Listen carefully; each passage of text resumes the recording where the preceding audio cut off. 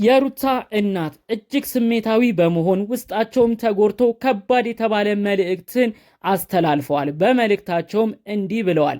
ልጄ ሩታ መጠቀሚያን የሆነችው ምን የሚያገኘችው ጥቅም የለም። ብዙ ነገር በሷ ካገኙ በኋላ ዛሬ ላይ ከደረሱ በኋላ እንዳሮጌ ዕቃ እንዲሁም እንደተመጠጠ ሸንኮራ ተጠቅመውባት አውጥተው ጥለዋታል ብለዋል። አያይዘውም እኚህ እናት ስለ ሩታ እህት ነኝ ስለምትባለው ሜሪ ስለምትባለው ግለሰብ ከባድ መልእክትን ተናግረዋል። ሁሉ ነገር ድራማ ነው፣ ሁሉ ነገር ፌክ ነው። ይቺ ግለሰብ እህት ነኝ ብላ ቀረበች እንጂ እህትም አይደለችም። ሼር እየተደረገላት ከነሱ ጋር የምትሰራ ግለሰብ ነች። ልጄን ሩታን ግን በአጠቃላዩ ምን እንዳስነኩብኝ አላቅም። ዛሬ ላይ አጨብጭባ ቁጭ ያለችው ብቻዋን የቀረችውም ልጄ ሩታ ነች በማለት ጭምር ደጋግመው ስለ ልጃቸው ተናግረዋል።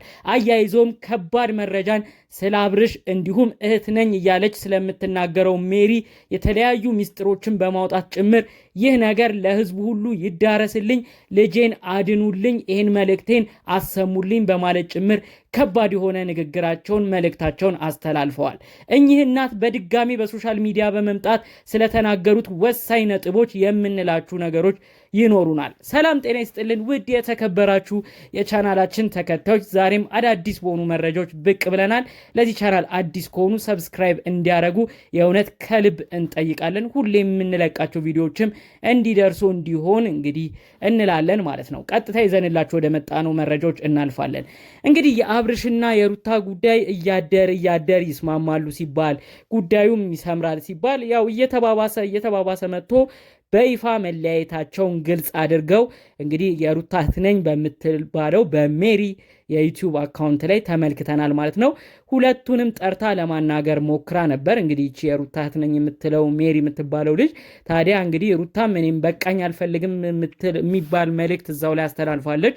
አብርሽም ይኸው እንደምትሰማያት ነው፣ በቃኝ ከሱ ጋር መኖር አልፈልግም ብላለች። ስለዚህ እኔም ውሳኔ ይሄ ነው፣ መለያየታችን ይፋ ይሁን ብለው እዛው ዩቲዩብ አካውንት ላይ መለያየታቸውን ይፋ አድርገው ነበር።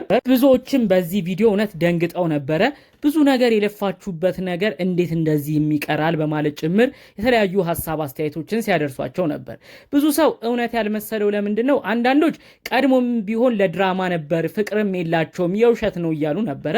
ይሁን እንጂ የእውነት ፍቅር ውስጥ እንደነበሩ እንግዲህ ትልቅ ሚዲያ አባይ ሚዲያ በቴሌቪዥን ጣቢያ ነው የተጠየቁት። እንዲሁም በዚህ ፕሮግራም ዋና አዘጋጅ በትዕግስት ጋዜጠኛ ትዕግስት ሁላ ነው እኔ ዩቲዩብ ላይ የሚሰሩ ነገሮች ድራማ ነው የሚመስሉኝ፣ እስቲ ዛሬ እውነቱን ንገሩኝ ብላ ሁሉ እዛው ፕሮግራም ላይ አፋጣ ጠይቃቸዋለች። ታዲያ የተናገሩትም በአጋጣሚ እንደተገናኙ እሱ ከቡታጅራ አዲስ አበባ በሚመጣበት ወቅት እሷን እዚሁ እንዳገኛት ሩታም ጋር በዛው አጋጣሚ ተገናኝተው እያደረ ትውውቃቸው እየጨመረ መጥቶ ለፍቅር ደረጃም እንደደረሱ ጭምር በዛው ፕሮግራም ተናግረዋል። ብዙ ሰው ድራማም ይመስለዋል። ይሁን እንጂ የእውነት እንዋደዳለን ሁሉ ብለው ነው እንግዲህ በዛው ቃለ መጠይቅ የተናገሩት። ታዲያ ይህ ጣቢያ ትልቅ ጣቢያ ነው። ብዙ ሰዎች ብዙ አርቲስቶች የሚቀርቡበት ነው።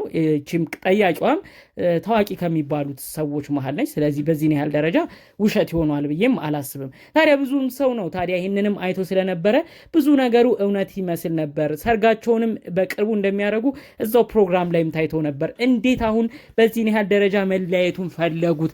እንዴት ድራማ ነው ብለን እንዳንቀበልም ቀድሞ ያሳዩት ነገር በጣም የሚከብድ ነበረ። ወይስ አሁን ላይ አውቀው እንደተለያዩ እያስመሰሉ ያሉት ምናልባት የአሁኑ ሊሆን ይችላል ድራማ እያሉ ነው እንግዲህ መልእክት ሲያስተላልፉ የነበረው ማለት ነው። እንግዲህ አብርሽ ሽማግሌ እንደላከ በተለያዩ ቪዲዮዎች ተቆራርጠው ሲሰራጩ ነበር። በራሱም የዩቲዩብ ቻናልም ተለቆ ነበረ።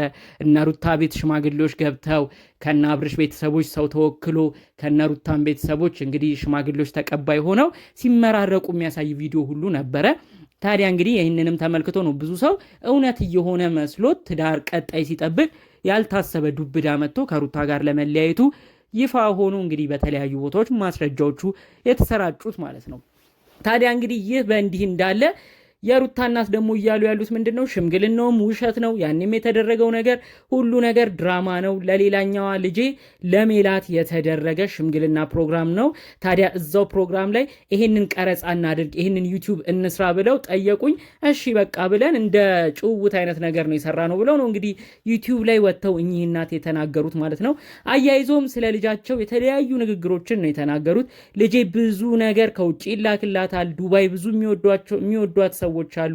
ግን አንዱንም ነገር አቅምሷት አያቅም፣ አንዱንም ነገር እሷ ተቀብላ አታቅም ነው እያሉ የተናገሩት። እንዲሁም ከዛ ውጭ ደግሞ የተለያዩ ነገሮች እንግዲህ በጋራ እንደሚሰሩም እናያለን በዩቲዩብ ቻናሎቻቸው ላይ። ታዲያ ከነዛ የሚገኙ ገቢዎች ሁሉ ምንም ነገር እሷ እንዳላገኘች እሱን ከቀን ወደ ቀን እንዳበለጸጉት ጭምር ነው በአፋቸው የተናገሩት። በጣም እንግዲህ ይሄ ነገር የሚያስደነግጥ ነው። እንግዲህ የሩታ እናት ናቸው። በተለያዩ ቦታዎች ነው ማስረጃዎቹ ሲሰራጩ የነበረው። ሌላ እናትም አወራ ተብሎ ለማሰብ ይከብዳል። ምክንያቱም ድምፃቸውን ከዚህ በፊት ከሰሩት ጋርም እያመሳሰሉ እውነት ነው ይሄ የሩታ እናት ድምፅ ነው የተናገሩትም እንግዲህ ሀቅ ይሆናል ማለት ነው በማለት ነው ብዙ ሰው ስለ ጉዳዩ ሲነጋገርበት የቆየው ማለት ነው። እንግዲህ እኚህ እናት ደግሞ አያይዘውም የተናገሩት እህት ነኝ ተብላ የቀረበቻትም ሰው አለች።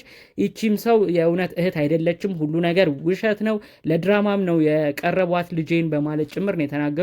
በአጠቃላዩ በዙሪያ ያሉ ሰዎች በማይሆን ነገሮች እንግዲህ እስርስር አድርገው እንደያዟት ከዛ ሁሉ የሚገኙ ከዩቲዩብ ሁሉ የሚገኙ ጥቅማ ጥቅሞችንም 5 ሳንቲም እንኳን አግኝታ እንደማታቅም ነው እኚህ እናት የተናገሩት ማለት ነው። አሁን ላይ ከእናትና ልጅ ራሱ ጥሩ ቀረቤታ እንደሌላቸው ነው ገልጸው የተናገሩት። እኔም ምንም አልሰማለችኝ፣ ደብቄም እኔ ጋር ሸሽጌ ላኖራት ነበር፣ ተሰብስባ ቤት እንድትቀመጥልኝም ላረግ ነበረ። እሷ እምቢ ብላ ትንሽልህም ስላለባት ጠፍታም ሄዳለች ብለው ነበር። ከዛ በኋላ ራሱ ያላቸው ግንኙነት የተቀዛቀዘ እንደሆነ ምን የተናገሩት። እኔ አሁን ልጄን በቀጥታ የማገኝበትን እድልም ነው ያጣሁት በማለት ጭምር ነው የተናገሩት። እንግዲህ ያው የቡታጅራ ልጅ እንደሆነችም ነው እናትየው የተናገሩት። እነሱ ግን ያው ሶሻል ሚዲያም ላይ እንደተናገሩት አዲስ አበባ እንደምትኖርና አዲስ አበባም እንደተዋወቀች ነው እንግዲህ ብዙዎቻችን የሰማነው። ይሁን እንጂ ይሄ ሁሉ ውሸት ነው፣ ልጄ የቡታጅራ ነዋሪ ነች፣ የቡታጅራም ልጅ ነች ብለው ተናግረዋል። አብዛኞቹ ነገሮች ሚዲያ ላይ እንደምትሰሟቸው አይደሉም፣ ብዙ ነገር ድራማም ይበዛባቸዋል በማለት ጭምር ነው እንግዲህ እኚህ እናት የተናገሩት ማለት ነው።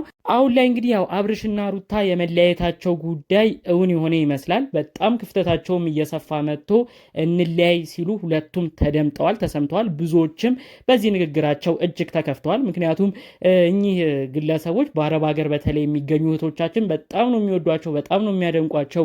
ከዚህ በፊት በሰጡት ቃለመጠይቅም ተመልክተው እንግዲህ ወደፊት እንጋባለን የሚሉትን ቃላቸውን ሁሉ ይዘው እንግዲህ ዱባይ ይሆናል ሰርጋቸው፣ ዱባይም ሲመጡ እናገኛቸዋለን ሁሉ ሲሉ የነበሩ የማዳም ቅመሞች ነበሩ። ታዲያ እንግዲህ እነዚህ ሁሉ ዛሬ ላይ ደግሞ እንግዲህ በአብርሽና ሩታ መለያየት እጅግ እንደተከፉም ጭምር ነው ማስረጃዎቹ የሚያሳዩት ማለት ነው። እንግዲህ የሩታ እናትም ያሉት አንዳንድ ነገሮች ባያስደስታቸውም እሳቸው ያሰቡት ምንድን ነው እውነትም ሆኖ ወደ ትዳር ሄዶ ጉዳዩም ቁም ነገር ሆኖ ልጄን ጠቅሎ ካኖራት ተስማምተውም ከኖሩ ደስ ይለኛል እያሉ እንግዲህ በሆነም ጊዜ ሲያስቡ ነበር። አሁን ላይ ደግሞ እነዚህ ነገሮች ሁሉ ሳይሆኑ ቀርተው ድጋሚ መለያየት ወሬው ሲሰማ ልጃቸውን በተለያዩ ሰዓቶች እየተጎዳች እየመጣች እንደሆነም ሲያውቁ ከዛ ውጭ ደግሞ ዛሬ ላይ ደግሞ ጥሩ የዩቲዩብ ከፍታ ላይ ደርሶ እንግዲህ ከሩታ ጋር ለመለየት እንዳሰበም ሲረዱ ነው እንግዲህ ስሜታዊ በመሆን ልጄ ላይ ዛሬ መጠቀሚያ ሆና ነው እንዳሮጌ ዕቃ የተወረወረችብኝ፣ ይህንን እውነት ሰው ይስማኝ ወይ ልጄ ወደ እኔ እንድትጠጋኝ ይደረግልኝ፣ እባካችሁ ለልጄም ጸሎት አድርጉላት በማለት ጭምር የእናትነት መልእክታቸውን ያስተላለፉት ማለት ነው። ጠቅለል ባለመልኩ እንግዲህ ያሉት ነገሮች ትንሽ ይደብራሉ። አብርሽና ሩታ የእውነት ተስማምተው አንድ ላይ ብናያቸውም ደስ ይላል። የእናት ሀዘን የእናት ጭንቀትም ከባድ ነው። እንግዲህ ልጃቸው በተለያዩ ቪዲዮዎች ላይ ስታለቅስ ነው የምንመለከታት፣ ስሜቷ ተጎድቶ ስታዝን ነው የምንመለከታት እና ፈጣሪ አምላክ እንግዲህ የሩታን እናትም ጸሎት ሰምቶ እንግዲህ ሩታ የምትደሰትበትን ነገር ፈጣሪ እንዲሰጣት የእውነት ከልብ እንመኛለን። ያላቸው ልዩነትም ጠቦ በአዲስ ነገር በጋራ ብናያቸው የእውነት ከልብ ምኞታችን ነው። በሌሎች ቪዲዮዎች እስክንገናኝ ድረስ ሰላሙን ሁሉ ተመኘሁላችሁ። ሰላም።